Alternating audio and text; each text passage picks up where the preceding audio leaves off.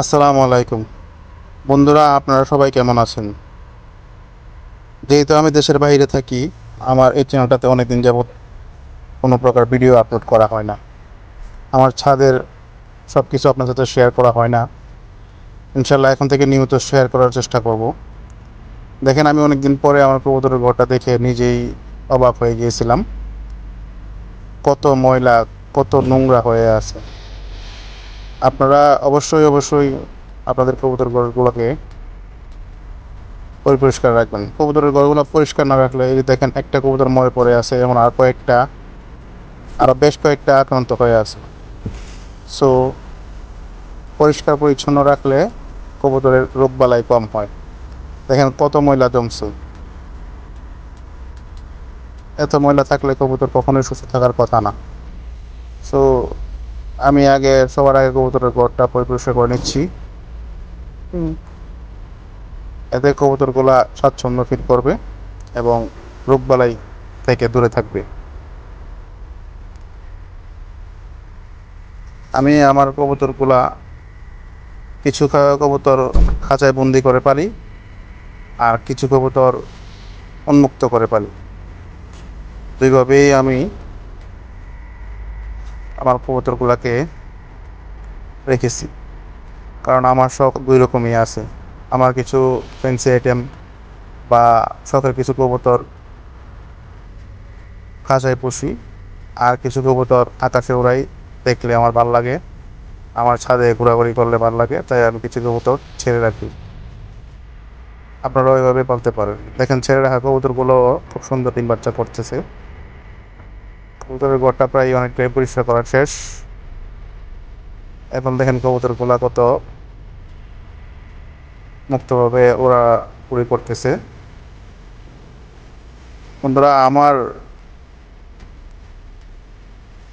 Voice এবং কথা বলা, যেহেতু আমি নতুন নতুন, যদি কোনো প্রবলেম হয়, কোনো ভুল ত্রুটি হয়, আমাকে ক্ষমা দৃষ্টিতে দেখবেন।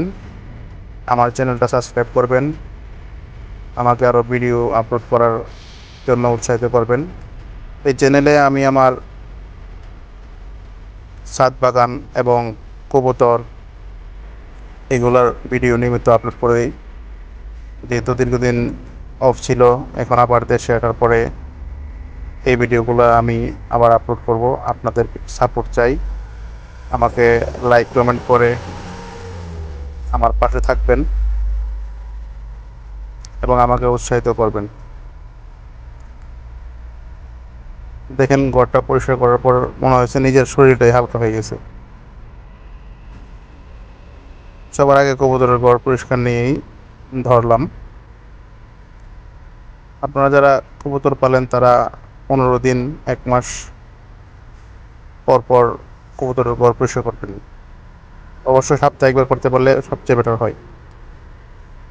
দেখেন আমার কবুতরগুলা, আসলে কবুতর পালার মধ্যে লাভ লস যেটাই হোক, যাই থাকুক না কেন, মনের একটা শান্তি আছে, মনের একটা সুখ আছে। কবুতর যখন হাঁটে, খেলে, নাচে, উড়ে, তখন মন ভরে যায়। যখন পরিষ্কার করার পরে আমার ঘরটা অনেকটা এরকম। দেখেন আমার কবুতরগুলা,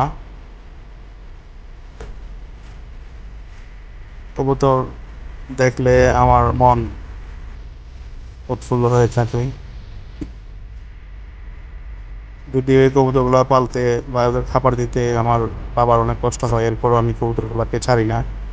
আমার বাবা অনেক শখ করে কবুতরগুলো পারে। সো এই কবুতরগুলো আমাদের একটা, তো বলতে পারেন একটা, আমাদের পারিবারিক একটা অংশ হয়ে দাঁড়াইছি। অনেক শখের জিনিস আমাদের সবারই। খুব শখ করে আমরা এই কবুতরগুলো পালি।